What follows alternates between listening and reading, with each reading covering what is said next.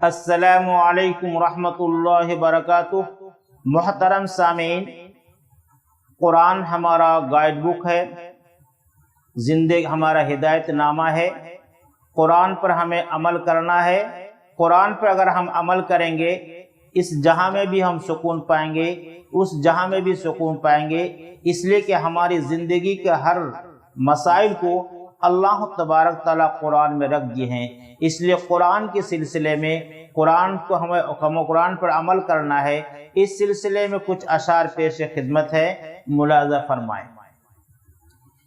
یا الہی جسم جب تک ہماری جان رہے، یا الہی جسم جب تک ہماری جان رہے، تجھ پہ صدقے تیرے محبوب پہ قربان رہے۔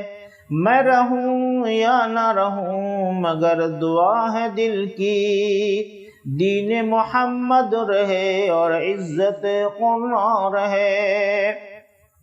یا الہی تو ہمیں عامل قرآن کر دے، یا الہی تو ہمیں عامل قرآن کر دے، پھر نئے سرے سے مسلمان کو مسلمان کر دے۔ وہ پیغمبر جسے سرتاج رسول کہتے ہیں، اس کی امت کو ذرا تابع قرآن کر دے۔ وہ معزز تھے زمانے میں مسلمان ہو کر، ہم خوار ہوئے تارک قرآن ہو کر۔ السلام علیکم ورحمۃ اللہ وبرکاتہ۔